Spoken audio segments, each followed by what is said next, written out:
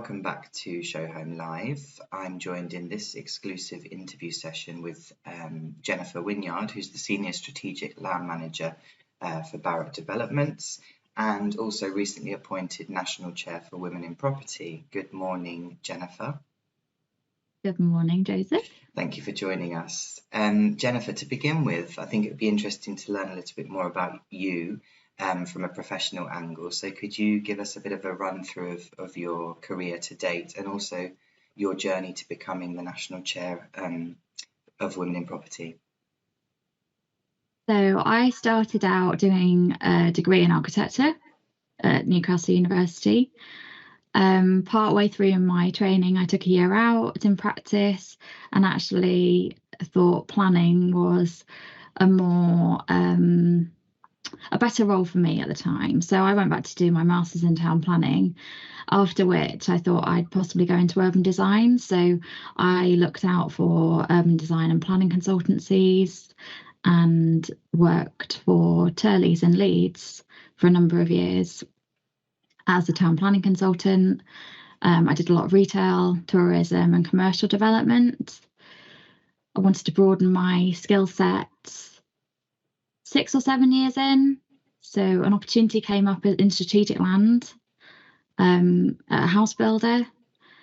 And I thought I've done quite a few years in the planning sector, developed those skills, but I really wanted to develop my skills in residential development and also land buying. So I moved into a house builder where I learned the skills in land buying. And I've been in house building for 10 years now. So using my planning skills, but also I'm a chartered surveyor. I did my training my first couple of years in house building. How has the experience been for you overall over the past sort of 10 years or so? And what would you say have been some of the standout moments? I imagine obviously becoming the National Chair of Women in Property would be one of them. So I've been involved in women in property for 17 years. So when I moved to Leeds, it was a new area of the country for me. I wanted to meet new friends. And also the work I was doing was winning planning work. So it just made sense to start doing something extracurricular. So I've been involved in the Yorkshire and the North West Committee for 17 years and done various roles on the committee. I've organised the largest events in the branch. I've been Student Awards Ambassador and Mentoring Ambassador during that time. In 2014, I was Regional Chair. And then in 2019, I took on leading the Student Awards programme on a national basis. So got involved more nationally. And then last year, I took on the role as National Vice Chair. I developed the second conference, which is the People, Innovation and Place Summit, which is taking place in November of this year, and supported the National Chair. Well, it sounds like you've achieved a great deal already. Congratulations. You must have a very busy schedule, I imagine. What inspired you to take on this leadership role with the Women in Property Association? So I've always had a passion for volunteering for the organisation, and then taking on the lead of the Student Awards programme in 2019 is something that I was really passionate about, really encouraging young people to come into the property industry. I started out doing quite a lot of work in our Education Roadshow programme, which is now our outreach. So outreach, student awards and mentoring is something that I'm really championing as National Chair. So I'd like for us to learn a bit more about women in property itself and the role of National Chair. Could you tell us a little bit more about that? So the main role of a National Chair is in the voice of the organisation, but also to encourage the branches in running their events and supporting the initiatives that we do. So it's always been, so we started 37 years ago. It's always been increasing the gender balance, but more recently, it's more about inclusion in general. So it's a greater balance of gender, ethnicity, and social mobility. So there's different areas that we focus on. So we've got our student awards program, we've got our unique mentoring program, we've got our outreach, and then our branches are all there to run events, a diverse range of events, which can be CPD accredited, so they can be anything to do with technical skills, more transferable skills, but site visits, but also more sessions on self-development, building confidence, etc. So you've just mentioned there the main goals, some of the main goals of women in property. How do you see women in property contributing to the advancement and representation of women within the construction industry? Well, I think at the moment, I don't think we'll ever be redundant because of what we provide, the social and collaborative aspects of what we deliver. We've got lots of safe spaces that people can come together and learn from each other. And how would you say your experience at Barratt Homes has influenced your approach to promoting diversity and inclusion within the property sector? I think it's broader than that. I think at the start I went run through how I got into property myself. In planning consultancy, I would say it was relatively balanced in terms of the workforce, particularly amongst the fee earners. But since I moved into house building 10 years ago, I was the only female in the team, and it was very male dominated in terms of the people I dealt with outside of the business. We work in quite big teams, and there was a definite imbalance in terms of men and women. So I think, would you say that that's something that you've seen change, positively change in the time that you've been working in the industry? yes, very much so. I mean, and there's a particular imbalance across the divisions as well, or particularly within the teams within the divisions. I think there's a lot more. I would say it's very balanced on a office space, where it's quite different in house building is in the more technical roles and in the construction part of the business. So on site, there's a definite imbalance there.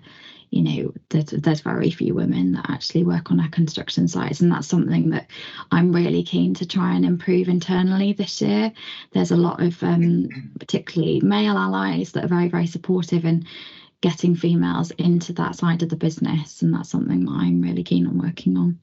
So what are some of the initiatives or programs that Women in Property has implemented or is going to implement to improve that imbalance? So I think I've touched on outreach, student awards, and mentoring. Our mentoring program has been running since 2002, and we've trained hundreds of people through that scheme. We've currently got 100 trained participants, and we're actively seeking new mentors because it's such a popular program. We match female to female, which is still unique how we do it, because it's matching female to female within the property and construction sector. Is that scheme that you just mentioned a scheme that you yourself went through and benefited from? Yes. I did the training several years ago now, and I was mentoring ambassador in Yorkshire for 5 years. So I actually helped with the matching process as well, which was really, really interesting. I've mentored several young women through the programme, and I've had a mentor myself, which actually was really pivotal in my career. It was actually when I made the move from planning consultancy into house building, and I honestly can say I don't think I would have made the move if I hadn't had that mentor at the particular time, because I think it was such a shift in what I was doing, and I was effectively learning 50% a job that was 50% different to what I was doing. And I think the confidence and the self-belief that she helped me build was just incredible. And it was so valuable having someone who was outside of my business, so I could be very open about what challenges I was facing and how I wanted to move forward. Yeah, we're going to talk about the challenges actually in a moment, but before we move on to that, are there any other ways in which you think that more women can be attracted into the industry, into the house building industry? I think a lot of it is actually getting people at a younger age involved and understanding about the built environment as a whole. I think there's so many examples where younger people, even when they go to university, they're not actually aware of all the roles that they can do within these certain sectors.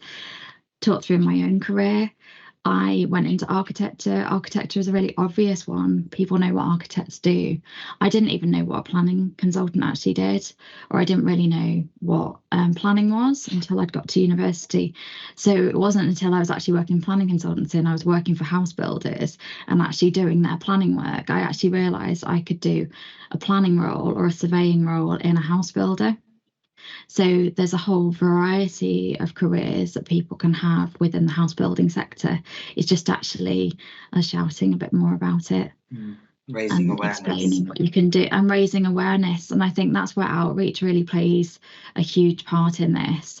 And that's so Women in Property are actively doing more on the outreach side of things this year. Our regional branch chairs are really encouraged in doing a lot more in their regions, but also businesses themselves can be doing this. We did something recently with Barrett's and we went and talked to 14 and 15-year-olds, and we actually got them to recreate a layout, so a scheme with 50 odd houses on it, but actually so they could understand exactly what we could do, and then they could ask questions about what skills you would need, and that actually really opened a really positive conversation, and they probably wouldn't have known about that otherwise.